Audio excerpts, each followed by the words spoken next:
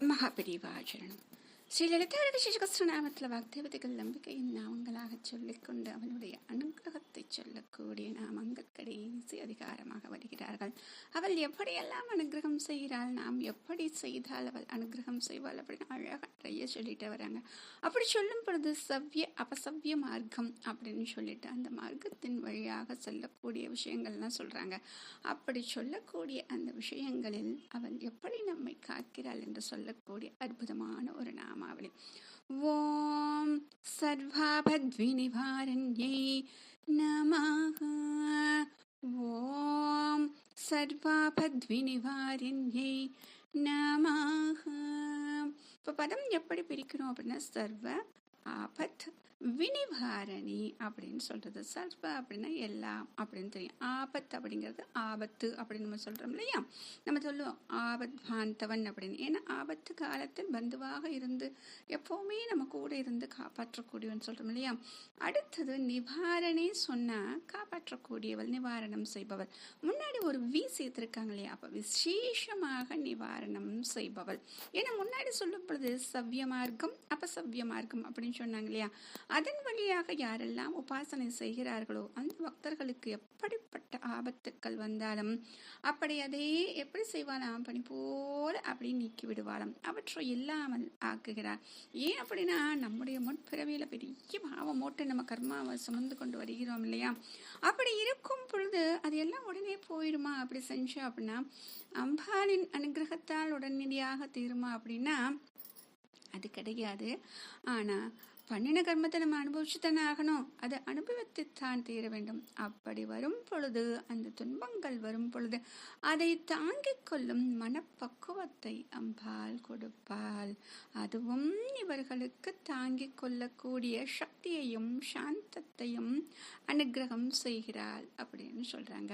அது மட்டும் கிடையாது, இப்படி உபாசனா மார்க்கங்களில் போக முடியாது நம்மை போன்ற சாதாரண மானிடர்கள் இருக்காங்களே, அவர்களை போன்ற சாமானியர்களுக்கு எப்படின்னா எப்பொழுதும் சதா சிற்ப காலமும் அம்பிகையை நினைத்து கொண்டு அவளுடைய பாதார விந்தங்களை பற்றி கொண்டு இப்ப லலிதா சகஸ்ரநாம் இது மாதிரி நம்ம சொல்லிக்கொண்டு பூஜைகள் செய்து கொண்டு இருந்தாலே இது பெரிய உபாசனை போலத்தான் இருக்குமா.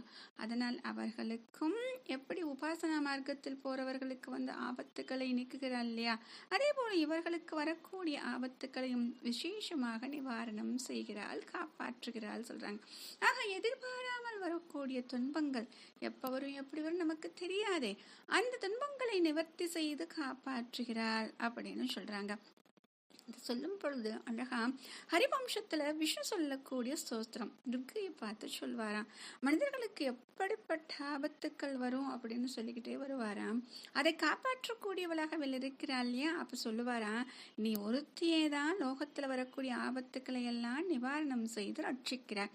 ந சம்சயக அப்படின்னு சொல்லுவாரு. இதுல சந்தேகம் அப்படிங்கிறது கிடையாது அப்படின்னு சொல்லிட்டு மகாவிஷ்ணு அம்பாளை பார்த்து சொல்றாராம். இது எப்படி அப்படின்னா கண்ணாடியில இருக்கக்கூடிய தன்னைத்தானே பார்த்து சொல்வது போல. ஏனென்றால் மகாவிஷ்ணு வேறு கிடையாது, அம்பாள் வேறு கிடையாதுன்னு நம்ம பார்த்திருக்கோம். அதே போல தேவி அபராதக்ஷமா ஸ்தோத்திரம், இதுல என்னெல்லாம் சொல்லிட்டு இருப்போம், நான் இப்படி இருக்கல அப்படி இருக்கல, ஒன்னு நினைக்கல, நான் இப்படிலாம் காலத்தை கழுத்து விட்டேன் அப்படின்னு சொல்லிட்டு ஒவ்வொன்னா சொல்லி சொல்லி நம்ம அவகிட்ட க்ஷமா கேட்போம் இல்லையா, மன்னிப்பு கேட்போம் இல்லையா. அப்படி செய்யக்கூடிய அந்த ஸ்லோகத்துல கடைசியா எப்படி சொல்லுவாங்க அப்படின்னா, இப்படிப்பட்ட ஆபத்து காலத்துல மாட்டிட்டு முழிக்கும் பொழுதுதான் எனக்கு தெரியுது, அடடா இதில் நான் மாட்டிக்கொண்டு மூழ்கிவிட்டேனே, இது போன்ற சமயத்தில் எனக்கு உன்னை தவிர உதவுவதற்கு வேறு யாருமே நினைவுக்கு வரவில்லையே தாயே, எத்தனை காலம் உன்னை நினைக்காமலே இருந்து விட்டேன், வாழ்க்கையை எப்படி எப்படியோ செலவு செய்து விட்டேன், இப்ப என்ன ஆச்சு பாத்தியா, அதற்கு தலைகீழாக இப்பொழுது உன்னை மட்டும்தான் நினைக்க தோன்றுகிறது. கருணையின் சாகரமான துர்க்கியே, நீ எனக்கு கருணை காட்ட மாட்டாயா, நீ இதையும் நான் நாடகம்தான் போடுறேன்னு தயவு செஞ்சு நீ நினைச்சிடாதம்மா, அப்படி தப்பா நினைச்சிடாத, வாஸ்தவத்திலேயே எனக்கு இப்போ உன்னை தவிர வேற வழி இல்லை அப்படின்னு தெரிஞ்சுக்கிட்டேன், உன்னைத்தான் சரணாகதி செஞ்சிருக்கணும், அது செய்யாம விட்டுட்டேன். சின்ன குழந்தையோட சுபாவம் எப்படின்னா, பசி தாகம் வந்துச்சுன்னா உடனே என்ன பண்ணுமா அந்த குழந்தை, தன்னுடைய தாயை மட்டும் தான் நினைக்குமா. அப்படிப்பட்ட அந்த நிலைமையில்தான் இப்பொழுது நான் அம்பாளாகிய உன்னை, தாயாகிய உன்னை மட்டுமே நான் ஸ்மரிக்கிறேன். ஆக ஆபத்து காலத்தில் நம்மை காப்பது அம்பாளின் சரணார விந்தங்கள் தான். அப்படி அவள் சர்வ ஆபத்துக்களில் இருந்தும் விசேஷமாக நம்மை காப்பாற்றக்கூடியவளாக இருக்கிறார். மகா பெரியவா சரணம்.